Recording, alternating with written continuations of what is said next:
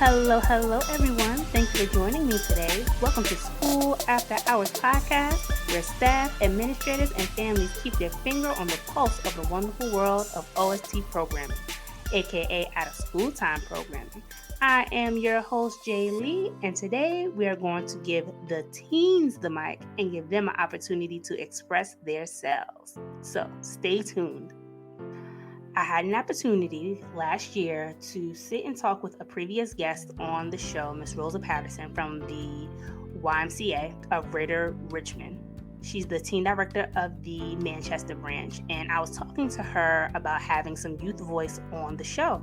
So as we were talking, we came up with this idea of having the leaders come on the show and do an episode about whatever they'd like to talk about, some of the topics, some of the things that they're going through, and give them a chance to express their thoughts, their feelings, and exercise youth voice. So that was the manifestation for today's show. So allow me to introduce our guests that we have from Leaders Clubs, but we have them from different Leaders Clubs.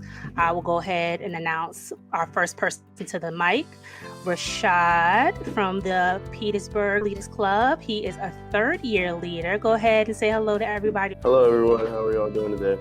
All right, the next leader we have coming to the mic is Amaya. Amaya is a second-year leader, and she's also from the Petersburg Leaders Club. Go ahead and say hello to everybody, Amaya. Hello, everyone. All right. Next in line, we have Isaiah, and he comes to us from the Downtown Leaders Club, and he is a 4-year leader. Isaiah, say hello to everybody. What's up, everybody? And last but not least, we have Kanaya here in the building. She is from the Manchester Leaders Club, and she is a first-year leader. Go ahead and introduce yourself. Say hello to everybody in the world. Hi, everyone. So thank you for being here, everyone. I greatly appreciate you taking time out of your busy schedules. I know you all are doing school right now, but taking the time to come together on this platform and having us have this conversation. So one of the things that I wanted to kind of dive in with as far as our conversation is, being a teen, a Black teen in America today. What are your thoughts? What are your feelings? And what are you experiencing at this time? That's what our first half of the show will talk about. And then we'll also tie it into the second half. We'll talk about how that experience is being helped with the Leaders Club, which you're participating in now. So let us dive into those questions, shall we? I will start with Mr. Rashad. So my question for you, Rashad, is when you think about your own life experience, I know you haven't been here long, but for the time that you have been here, what are the challenges that you faced with being a Black teen? That's a really good question. I think for me personally, being an adolescent male, teen in America today, it's actually come with a lot of stigma around it. And I think one of the biggest things is trying to break that down and trying to show people who I really am as a person. So what are some of the steps? So what are some of the things that you do to get to notice you and who you are as a young Black male in America? I think the first thing that I would actually I do is my actions. I think actions speak louder than words. So if I show people how I really am instead of saying how I am, I think that's a great example of who I really am. Right, and them not feeding into the stereotype of who they think you are. I feel you. Exactly. Maya, as a young Black woman growing up in America, what are some of the challenges that you face? Thankfully, I can say that I haven't experienced too many challenges just because of my environment. But I'll definitely say that, like Rashad said, stereotypes and just people having ideas about you and just almost coming to a conclusion about you before they even get to meet you or know you. So elaborate that for me a little bit. When you say stereotype, give me an example of what do you mean, or share an experience that you may have had due to those circumstances. Yeah, just like people thinking that I'm mean or that I'm going to be rude, just having experiences with other maybe Black people in the community and having that stereotype put onto other people even though you don't know them yet. Thank you for sharing, Amaya. My next in line, Kanaya. Can you share with us? Yes. So I attended a predominantly white private school for middle school. And so I experienced a lot of racism there. So it kind of helped shape me for future situations. So I'm grateful for it, but it was also hard going through it. So I would say that was like the biggest life experience I had that I had challenges with. Right. And to elaborate on that experience, what were some of the challenges that you faced? Was it someone ignoring you, the famous cut in front of you and acting like they don't see you when you are a whole person? I know you saw me before you decided to jump in front of me. What was your experience? So it was more so racism experiences. So of course, in a situation like that, most of the teachers were white.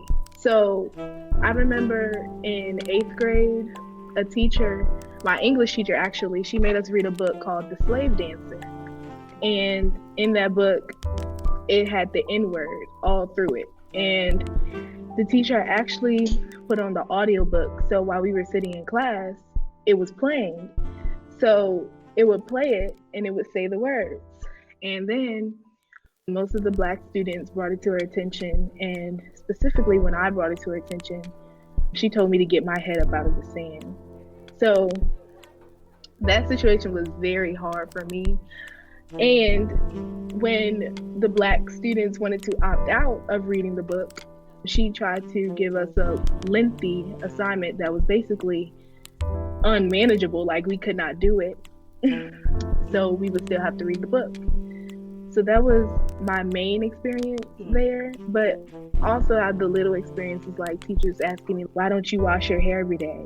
And another teacher saying, well, slavery was good. It actually helped y'all.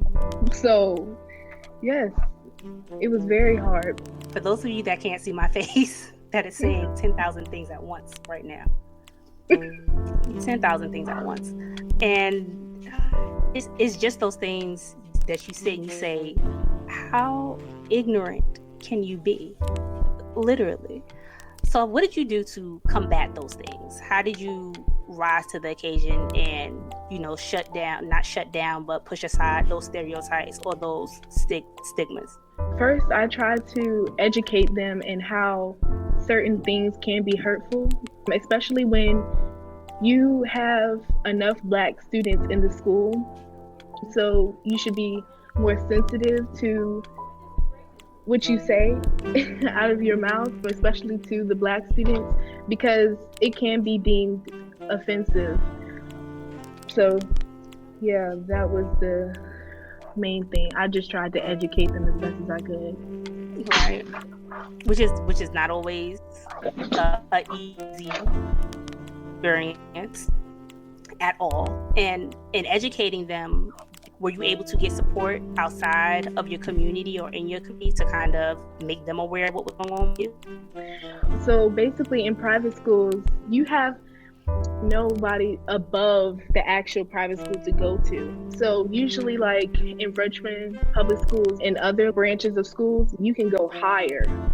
But with private schools, you cannot do that. You can go to the principal.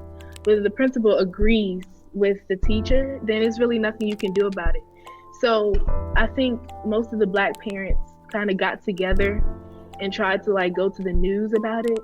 And the news kind of not more so did a lot with it. They kind of just heard it, but didn't really do anything about it. But of course our parents knew, and our parents kind of rallied behind us and the students about it. But nothing was really done.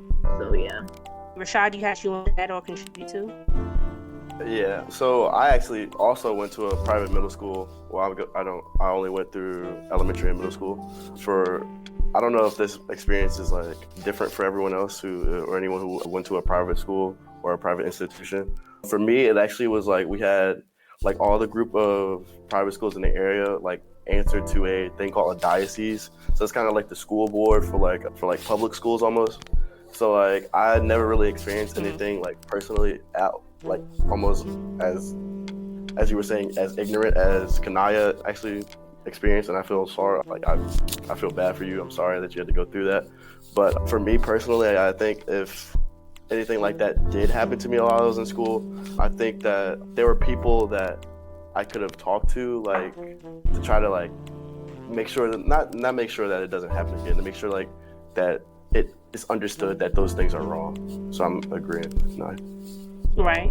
And within the education system, and I know that this has been touched on in many shapes and forms, but having not just the chain of command, but making sure that your students are aware of the chain of command in case any of these things happen, they are then equipped to defend themselves, but also they have support where they may need it. And sometimes it is creating your own support by going out into your community and, like you said, Kanaya, letting your parents know, letting your personal circles know, okay, this is what's going on. How do I begin to make enough of a petition so that this will not happen to another person or another human being? Because at the end of the day, it's not right. People are people. We are all human beings, regardless of ethnicity, race, religion, so on and so forth.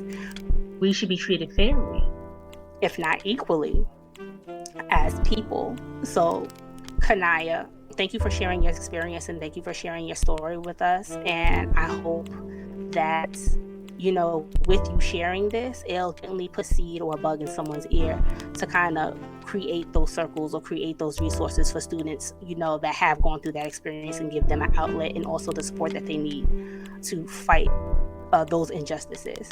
I still got one student that I didn't hear from. Isaiah, sir. Yeah, so mine's is it's not really. It's kind of similar to y'all's with the whole going to a white school and a middle school, whatever, but not really. So my school was still public; it wasn't a private school. So, but when I'm in classes, a lot of my peers were white, and for me, I'm coming from a school where there's a lot of black people. So we're going from a predominantly black school to a predominantly white school is kind of I feel like I have to kind of change in a way, because I'm trying to I had to feel like I had to try to fit in. It was kind of weird because now I don't care but back then I was I'm trying to fit in with these guys because I don't know them, so I'm kind of new, so. And then the transformation that you have to go through as a person to fit into these spaces, because you're not exactly seen as their equal. But you learn how to code switch in order to get that acceptance. Right. That you are looking for, that transformation. Right. It's kind of like having a versatile personality, knowing how to act around certain people type thing. Mm-hmm. Right. So my next question, you all, going out to you, I'm going to start with Amaya. Amaya, my question is, have you ever been in a space where you were treated differently or talked down to because you were a young lady, you were Black, you were seen African American because of your race? And if so, can you share with us that experience and how it made you feel? Yes, there have been a few times where I have felt like that. I was just out in public getting to know people, and then there was a group of other people just throwing me stares, and I could see they were trying to come to assumptions about me without even getting to know me. It almost made me shut down and not even want to go over there and just be to myself for the rest of the time. Give me a little bit more background about other people. What was the surrounding around you? Yes, it was other white girls making assumptions. Okay. Rashad, do you have something that you wanted to add? Yes, actually. So I go to a PWI, which is a predominantly white institution in Richmond, actually, Mary Walker. So coming from a school that is exceedingly white, per se, it's kind of interesting to see how, if you're in class and you're doing group work, this is one of my biggest pet peeves, actually. You answer a question and then someone who doesn't look the same as me will say, "Are you sure that's the right answer?" I don't know. I'm kind of got to leave hang-ups. Let's ask the teacher. And the teacher will come around and say, "I have the right answer." I'm "Oh, you're pretty smart." Feel demeaning to me almost.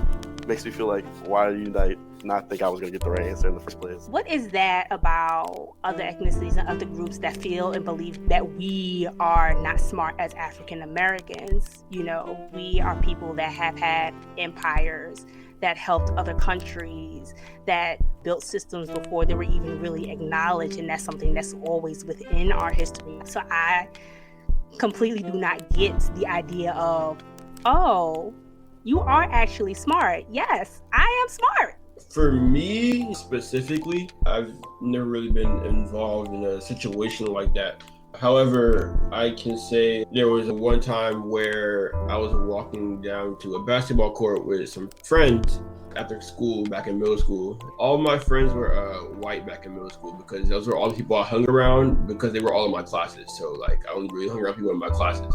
So we was walking to the court one time and one of the kids was just kind of joking around, but it wasn't joking to me because it was kind of offensive.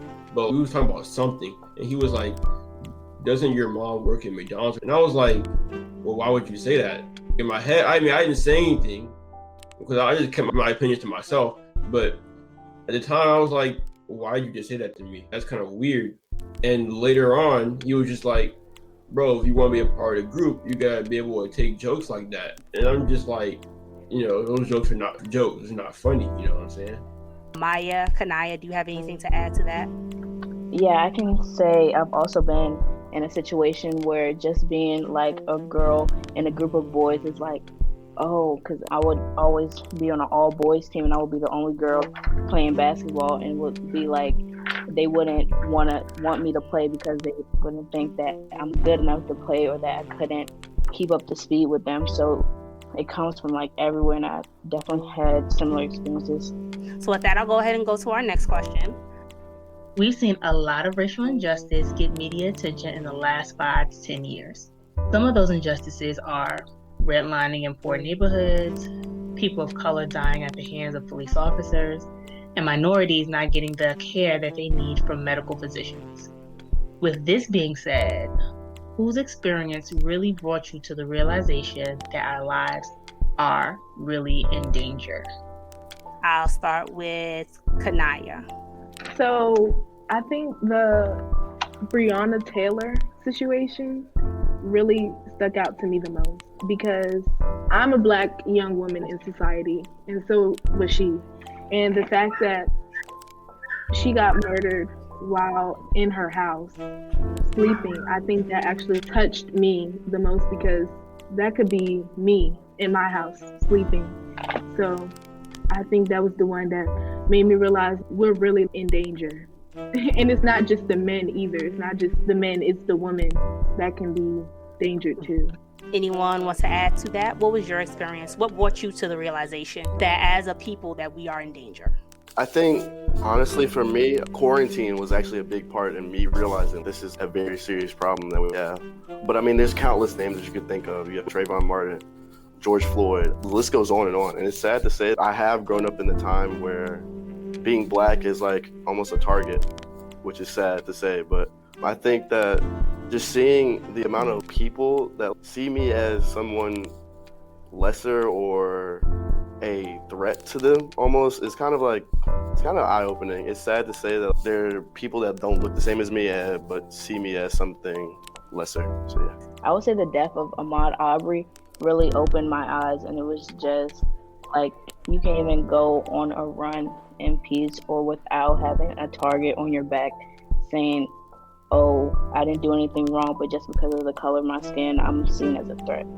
Isaiah? I would definitely have to say all the protesting that's been going on since last summer. Just seeing it on the news, and I wasn't out there protesting because I personally didn't think it was safe because there's police out there with tear gas and rubber bullets and stuff, and they're just firing away, and I'm just like, I'm not going out there because it's unsafe. So just seeing it on the news and how you can have two different kind of protesters, and then watching how the people who stormed the Capitol, none of that stuff that happened during the Black Lives Matter movement happened at the Capitol, right? So, being two different sides, To piggyback off of what you said, I had the feeling of being unsafe when I saw the protesters overtake the Capitol. In my mind, I say if you can overtake the Capitol, what would stop you from hurting someone in the street? But not only that, what protection do I have as a minority if anything happened to me? Do I have the support of the legal system on my side to get justice for the harm that may have been or may be done to me as a person, as a human being, if I'm seen as a human being? So I completely understand. And that was my realization of, oh snap, it ain't safe out here for real. Oh. And it takes me back to those images during the civil rights movement. How protesters were treated, not just by the police, but by canine, watered down, hosed down in the street. The abuse that they've experienced to stand up for their right and to come to the realization like those days were not too far from where we are now. If you think about it, it's only been a few decades ago, and those dangers are not miles apart. Maybe a few feet, but not miles. And Rashad, you kind of touched on this, but I want to go ahead and start with you, Aya. Do you feel that you are seen as a threat in society? And if so, explain your answer. Yes, I would say that I think I'm a threat in society just because of the color of my skin. Not necessarily that I did anything wrong or did anything bad. It's just the way that I look and the color of my skin makes me different from everybody else, which kind of leaves some people in awe saying, oh, she's a bad person just because of the color of her skin. Mm-hmm. Thank you for sharing, Amaya. Isaiah? Yeah, I kind of gotta agree with Amaya on this one. We're seen as a threat to society, which is how it's always been for years. I mean, people have their own opinions, however. So in some ways, this will never be all the way gone. We're always gonna have some people who think we're a threat to society, and we can't change that. I will say that I feel as Maya and Isaiah said, the threat in society. But I will also say my dad is a black man in society, and being with him out in public around white people or around police officers, he will often get profiled because he's labeled as a big black man. I've seen that firsthand. So I definitely know that black people are seen as a threat in society. Thank you for sharing, Kanaya. Rashad? While I completely agree with everything everyone has said so far, I disagree with the fact that I think that I'm a threat because I'm black. It's sad to say that we live in a world that is run predominantly by white people. I think I'm a threat, not because I'm black, but because of what I know or what my dreams are. I think that I'm a threat to these people because I want to be different than what they think that I am. I think that they don't see me as anything more than an athlete or like a gangster that runs the streets somewhere. I think they're afraid of the fact that I could be anything more than that. So that's what I think, personally. So I do agree with that thought, Rashad. Thank you so much for sharing that. It's the potential of greatness that I have that scares these people.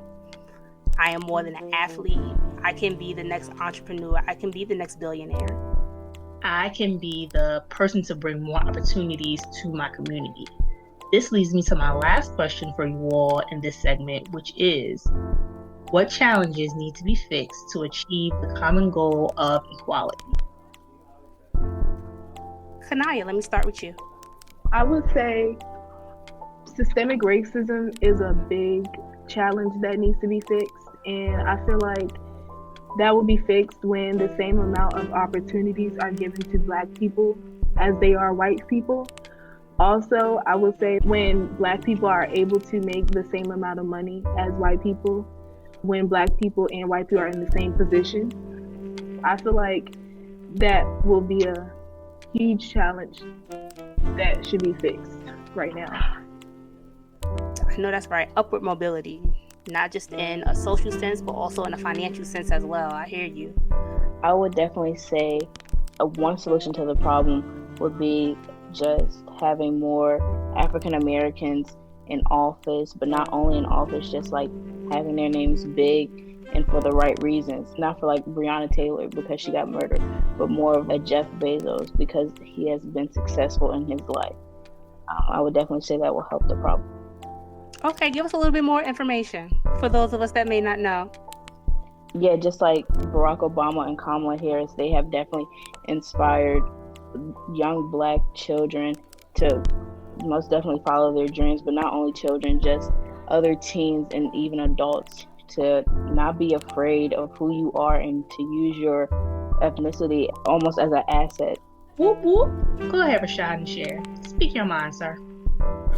Well, I think understanding needs to happen. I think that if we don't understand each other and we don't understand our differences can bring us closer to one another, I mean, nothing's going to change. We're going to keep seeing all these sad cases of Black men and women becoming names that we remember.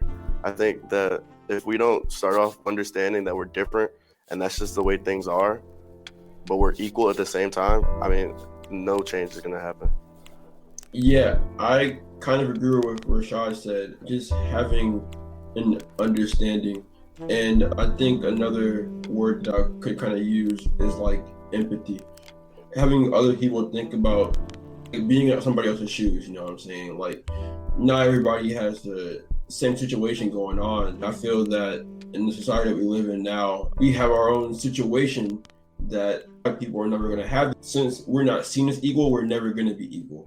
Where if people can see that maybe, hey, we can be equal, then we can get to that point, you know?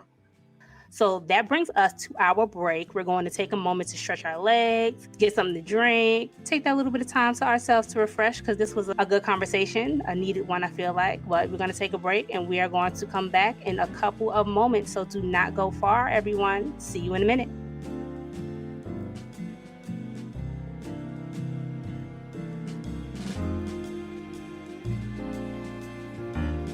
Did you know that the traffic light that we use today was developed based off of a patent created by Garrett Morgan, a Black inventor? Facts to share during Black History Month.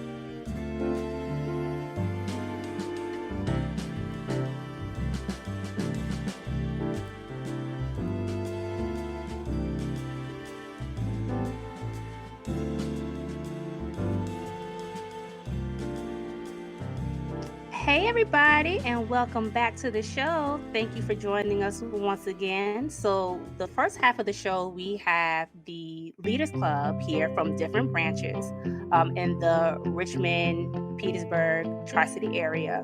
And they were giving us their experience on what it is for them to be Black teens in America.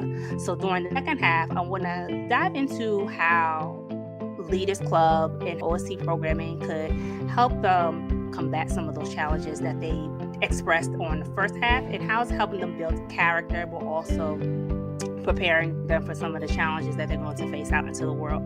So with that said, I'm going to go ahead and lead with the first question, starting with Mr. Isaiah. My question for you, sir, is how has Leaders Club helped you deal with some of the issues that were talked about earlier in the show? I think the biggest thing that Leaders Club has helped me deal with, not just this issue, but many issues, is just providing a safe place for me to express myself or be myself. So I think just having that safe place with leaders that I know I can go to. So yeah. I think Leaders Club has, as we talked about previously, I've been around mostly people who look differently than me. So I think my Leaders Club is mostly Black teens. I think being able to have these same conversations we're having now with teens my age actually helps me develop my ideas and how I can combat these things. I would definitely say Leaders Club has definitely shown me something different in the community. It has helped me to persevere and be resilient through struggles. Yeah, that's what I would say. You say be resilient. Kanai, give me a little more elaborate on that. What skills have you learned to help you be resilient with some of the things that you've expressed in the first half of the show? Definitely giving us tips on how to deal with racial discrimination, especially at our age, and tips to get through it and stay strong through it. That's what I mean. Thank you, ma'am, for elaborating. Amaya, go ahead. Just like everyone else has said, I would like to add on to what they have said. It's almost like a safe space, and like Rashad said, I get to talk to teens my age, and like we can almost come together to create an idea that we can like do to help solve these problems that we have, not only in our community but in our world. And that's important, having a safe space, but also being around people that can understand your experience, that sometimes you don't have to explain it to them, you could give them the details of it and they're like, oh, I know what you mean. I know how that feels. I know what you're going through. And then having that person to kind of bounce ideas off of how you can deal with the situation if it ever occurs again, or what you can do to deal with the situation as it's going on. Because sometimes those situations can be continuous. They don't just end with a day. Arming yourselves to point out these injustices and say, you know what, this isn't right, but I have to arm myself and equip myself with the information necessary so that I can go out and push justice forward. So with that being said, I'm going to go ahead into my next question. Dun, dun, dun. Has Leaders Club helped you find something in yourself that you did not know you had? And does that something help you in your everyday life? Amaya, I know I ended with you, but let me start with you. I would definitely say Leaders Club has helped me find my voice in the midst of all that's going on, and helped me to learn that it's okay to be able to speak your mind, but also to respect others' opinions while you're doing it. I think Leaders Club has allowed me to be a little bit more outspoken than I was before Leaders Club. I think I used to be a little bit more concealed with my ideas and what I would say. So kind of similar to what Amaya was saying, I almost my voice, but not being afraid of what other people think of my opinions, I think, and that allows me to just understand that I have ideals as well. So it does help me in my everyday life. Awesome. And it reminds me of something that Miss Rosa said from the Manchester YMCA, that learning how to not advocate for yourself, but making your seat at the table, claiming that space, being comfortable in that space, but also, letting people know around you, like, hey, I have ideas, I have things I want to contribute, making yourself and making your presence known in those spaces, in those areas where you may not technically be recognized because of who you are. Kanaya, I don't think we heard from you, so go ahead, Kanaya, and then we'll go to Isaiah. I will definitely have to agree with Amaya with this. It's my first year, so I'm still getting to know the program, but I will definitely say in the short time I have been here, it has definitely helped me find a voice and express my opinions, also while being respectful, just like she said. Yeah, I kind of just like what everybody said, being able to become more open about their feelings and things. It might sound a little bit cliche, but Leaders Club has taught me to become a leader. I guess I've kind of like, before Leaders Club, I was more just I'm gonna go with the flow, so whatever happens, happens. And now it's just like, dang, if I'm gonna do this right, I'm gonna make something happen. I'm going to go at it. It's just like a thing where if I know I'm going to set my mind to do something, then I'm going to, do it. I'm not going to let anything stop me. I know that's right. So with that being said, this is the next question that I have to pose to you all. With everything that's going on with government funding and after school programming, schools, things of that nature, as far as money is concerned, do you feel that programs like Leaders Club and Y Achievers should be funded more by the government instead of parents having out of pocket to have students or their children to go and experiencing the enrichment of these clubs? Rashad, go ahead. I feel strongly about this. I think that programs like these should be free. I don't think financial status should be a barrier to your voice. So I'm not sure where the money would come from per se, but we are the future of the world. So if they really want the world to be a better place like they say they do, I think that programs like these should be free or less of a charge. Maya, you have something to add? Oh yeah, to add on to what Rashad said, he said that we are the future, which is so true. And programs like the Y give us tools and help us build our self-confidence to be able to go out into the world and to really take the steps to better the future of the world. Yeah, I kind of agree with what they said. I think that especially being at this club, kind of means a lot to me. And I think it means a lot to a lot of our other teams, and how it helps teach us so much about the world as we know now. And I feel like the government should provide money for us to continue to grow as people and throughout this club. So yeah. Can I go ahead and wrap us up? Okay, I definitely agree.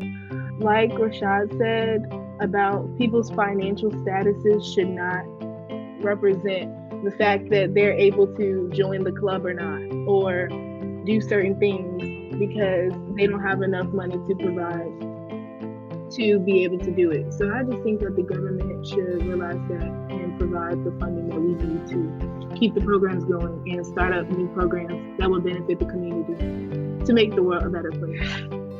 I hear you and I agree. I completely agree. You're absolutely right. So hopefully, with everything that's going on, at some point in time, hopefully within funding, the government will be able to help us with this mission. But also, I feel with us as great minds, some sense of entrepreneurship, but also that spirit of go-getter. I wonder how we ourselves can kind of contribute to that factor as well. Is there anything within our circle, any relationships that we could leverage to help more students to become, like you said, more leaders and high achievers? Because honestly, the government ain't got it all sometimes to do it all. So what can we do and what's in our network that we kind of, reach, collaborate, so on and so forth, to kind of make that mission and make that dream happen, not just for one student, but also for a couple that may need it sometimes in the worst way because they have nothing, or if nothing, not much. You know what I mean? So how do we take this, cut up to feed many? My next question for you all, what skills have you taken from the Leaders Club and used to better serve your community?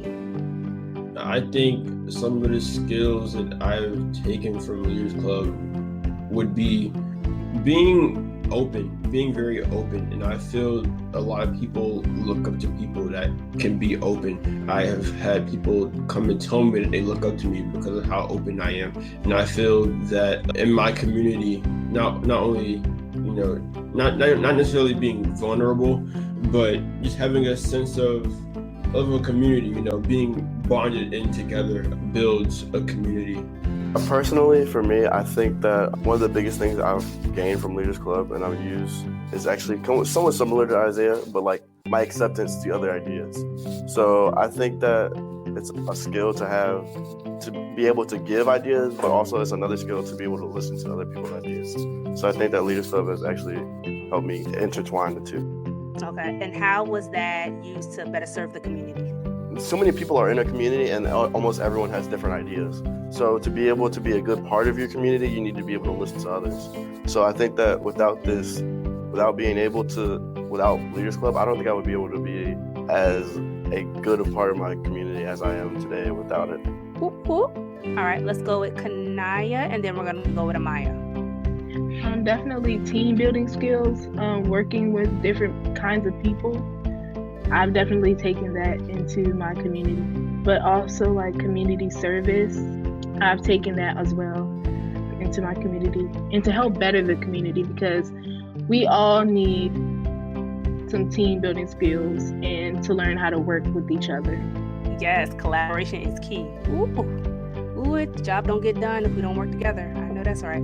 Amaya, go ahead. Sum us up, sweetheart. Not only with what everyone has said already, but to also be a go-getter. Don't sit around and wait for someone else to present the idea or to start the movement. You go ahead and be the leader that you are and take the first steps. Oh, that's right. Boom, boom, pow. Boom, boom, pow. All right, my last question for you for this segment is, what impact has Leaders Club had on you?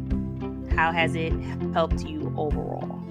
Let's start with Kanaya. Let's start with you and then work our way around. I definitely feel as though Leaders Club has helped me be a leader in every situation that I'm in. It has actually taught me to go against like the narrative or what people think to be normal, and actually like dare to be different and to not be like society and other teens in society, and just be myself and learn how to be different and okay with being set apart from everyone else. Rashad, go ahead, give us your thoughts.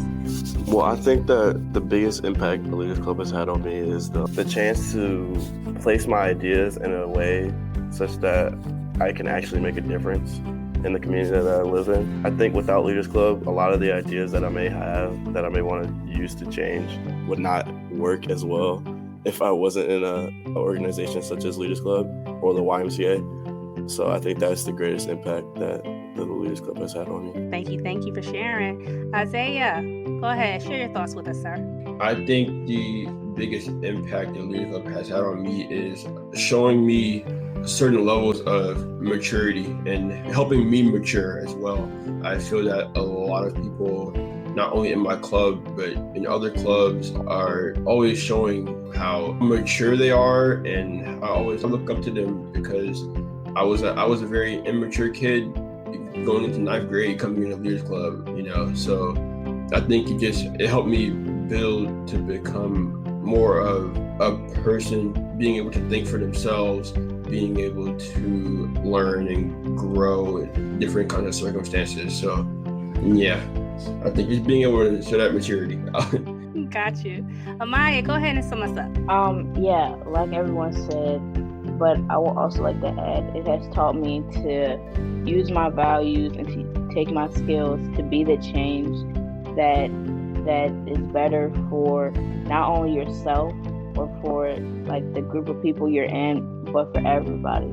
Like, you need to be the change. I know that's right. Be the change that you want to see. Woo woo. All right, you guys, we are going to go into our top 3. So these are the questions that I have for you that I'm going to go around and ask you, and it is more of a reflection questions for get an idea of your program and how it has helped you along the way, but also get to know a little bit more about you as well and your thoughts. So are y'all ready?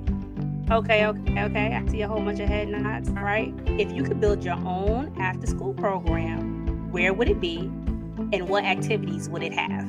If I had to build my own after-school program, it would definitely be out in the community and the places where it's most needed. And the activities we would be doing, we would definitely get involved with the community more, be able to build relationships with others, and to learn core values and skills that will help you succeed in life. I think my after-school program would be at a community center or a church maybe. And I would say it would definitely have team building activities because I'm big on collaboration. Also, I would want to help teens understand their emotions better. So maybe like a therapy type service to help teens just navigate life at the young age that they are and while growing up. And also building good habits. I think that's a good activity that our teens really need to have. So yeah. Awesome. If you had the chance to build your own after-school program, where would it be and what activities would your program have? I think my program would be in the schools, just because that's where students gather. Not everybody goes to a community center or everything. Like I used to, but I don't go to a community center. I believe most people gather in schools, so that's where I would have it. And it will be more of a bonding type club where I feel that some kids need that space where they can have people that they can come and talk to. I know kids that don't have that kind of space, maybe not in school or at home. So just being able to provide sort of a space where people can come and make different friends and have that source of trust between each other. Awesome. Rashad, go ahead. Tell us what's on your mind. What program would you have? Where would it be? What activities would you all do? Come on. I think for me personally, my after-school program it would be, I think both, the mind is both mental and physical. So I think it would be a lot of physical activity, whether it be sports, different things like board games, things like that, to get the people involved. But it would also have a second part of volunteering or working with kids who are younger than ours, the kids that are in the group anyways. I think that would be a great way of doing both, of working both parts out. My next question for you all is, what was your first impression of Leaders Club and how do you see it now? So let's start with Isaiah. My first impression of Leaders Club was kind of weird because I was just a kid with my father. We was at the Y playing racquetball or something, and I went to go get some water, and one of the people who were in the room said, "Hey, you should join this club." So I'm like, "All right, bet. I'm gonna see what this club's all about." I walk into the club and I see them sliding on the floor, and I did not know what was going on. I was just confused. So I think I big the question though. At first, I thought it was kind of weird because like how of the games that they played during the meetings and stuff, and that was before I knew what it was all about. Like I didn't know what Leaders Club was about or anything. So now my opinion on Leaders Club is a lot different than what it was. But at first, it was just a really weird thing to me. And what do you think of Leaders Club? Oh yeah, I think Leaders Club is a great club now because it teaches a lot of different skills that I will take on to become a better person in life, not only like in schools or just growing up, becoming an adult. So yeah. Kanaya, what was your impression of this club and what do you think of it now? Well, so I had been wanting to join Leaders Club for a while before I actually joined. I just never knew how. So I definitely saw that it was a positive influence on teens like all around the city. And so that already had made me want to join. So when I did join, and how I see it now is the same thing. And I see that it's actually preparing teens for the real world, for their life outside of the real world. Ooh, awesome. Maya, go ahead and give us your answer. In the beginning, I definitely thought Leaders Club was just like another after-school club where you could like just do work, and it was almost like a tutoring, kind of, sort of. But now that I have joined and really got involved in Leaders Club, I have grown to learn that it is so much more. It's a place where you come in as an old person, and when you leave Leaders Club, you're a whole different person, just because of all that you learn, all that you get to learn, and all that you see, and all that you do. Thank you for sharing, Rashad. Go ahead and sum us up. For me, like my first few experiences with Leader Club was kind of like, I don't know, it was kind of meh. I didn't really know if I wanted to keep going with it. I kind of took it at face value. It was a club that we met on the weekends every once in a while. We helped volunteer. But after I continued with it and got to know the more people in my club, I grew to love it. Like I don't know if half the relationships I've met would be still standing if it wasn't for Leaders Club. It's helping me grow into the man that I am today, and I think it's going to continue to do that throughout the years. Wonderful to hear. My last question for you for this reflection is, based on your experience, what advice would you give someone that is younger than you, and what would you want adults to know about teens? Let's start with Kanaya. Okay, so I want kids to know, and children younger than me, to stay focused on their goals and dreams. Try not to get sidetracked. Stay in school. Just be a part of every program that you can, just to make sure that you have a great future ahead of you. And then for adults, I just want them to know that we don't always get it right, like teens don't, and we're still growing up. So please just understand that, and to just listen to understand. I think that's very important for adults to know. I'm giving you a lot of snaps of agreement on that. For me personally, if I had one thing I would tell someone who was younger than me, I would honestly tell them to keep your mind open. Be open to do different things, because without being open, I would have never experienced Leaders Club for what it was. I would have just seen it as a club that they probably didn't go to all the time. And I think for adults to understand teens more, I think one thing I would say would be like understanding the fact that while we may be young, we understand a lot of things going on around us. So our opinions could help as well. All right. I hear you. Isaiah, go ahead and share out your answer with us. Yeah, some advice that I would give to a younger me, or somebody younger than I am, is like, don't let anybody say that you can't do something. If I'm gonna set my mind to do something, like I said earlier, I'm gonna do it. I'm not gonna let anybody tell me that I can't do it or tell me otherwise, or I'm not even like I'm not gonna put myself down and say I can't do it. Like I'm not gonna have that kind of feeling where I get to the point where I feel like I'm not gonna be able to achieve this. If I really put my mind to it, I know I can achieve it. And one thing that I feel that adults to do to understand is adults have to be more open to what us teens have to say, because believe it or not, I think that adults might be older, but I feel that us as teens know a little bit more in the world than adults do. They might know a lot, but as we continue to grow, we start to learn more and more, which is going to be like more advanced than an adult, in my opinion. So just being able to let teens have a say in what they want to, achieve or do or whatever. Maya? The advice I would tell someone younger than me, I would definitely say to keep an open mind and to always be forgiving, because that'll take you places. And something for adults to be more understanding, I would definitely say to understand that we're trying our best each and every day to be the best us that we can be. And each day we're learning how to be that best self. Thank you, Amaya, for sharing that piece of advice. Sometimes as adults, we forget once upon a time we were teenagers experiencing the same, if not similar struggles, and we just wanted to be understood. So thank you for that reminder to extend a little grace. Well, that brings us to the end of our show, everyone.